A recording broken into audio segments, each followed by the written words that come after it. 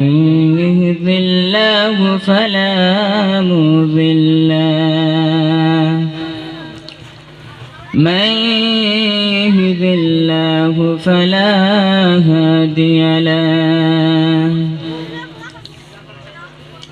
ونشهد أن لا إله إلا الله وحده لا شريك له ونشهد أن سيدنا مولانا محمدا عبده ورسوله الذي أرسل بالحق بشيرا ونذيرا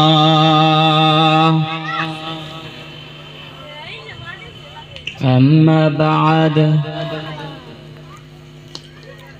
যেমন রব্বুল আলামিন আমাদেরকে 10 মাস 10 সন্তানকে রিয়াজুল জান্নাতে বসার জন্য যিনি তৌফিক দিয়েছেন তার উপরে একবার সবাই মিলে শুকর আদায় করে নিয়ে সবাই মিলে বলি আলহামদুলিল্লাহ। শুধু আলহামদুলিল্লাহ বলে শেষ নয়, জনবীকে সৃষ্টি না করে 18,000 মখলুক সৃষ্টি হতেন না এবং কি কোনো কুল কায়নাত সৃষ্টি হতেন না।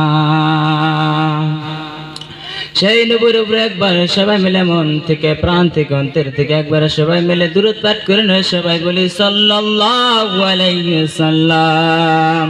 সাল্লাল্লাহু আলাইহি সাল্লাম।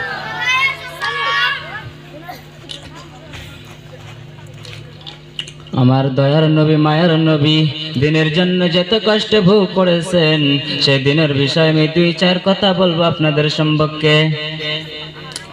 আমার নবী সাল্লাল্লাহু আলাইহি সাল্লাম এই উম্মতের জন্য যত কষ্ট করেছেন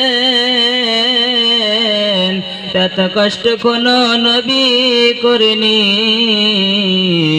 সমস্ত নবীর কষ্ট যদি একত্র করিয়া যদি এক পাল্লা তুলে দেওয়া হয়, আমার নবীর কষ্ট যদি একত্র করে যদি এক পাল্লা তুলে দেওয়া হয়, ও ভাইজান দাদা জানেরা আমার নবীর কষ্টের পাল্লা ভারী হয়ে যাবেন। জোরে বলুন না সুবহানাল্লাহ।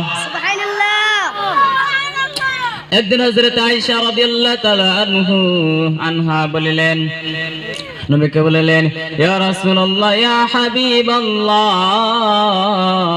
আপনার জান্নাতি শরীরে কেন এত কালো কালো দাগ লেগে গেছে? তিনি বললেন, ও আয়েশা গো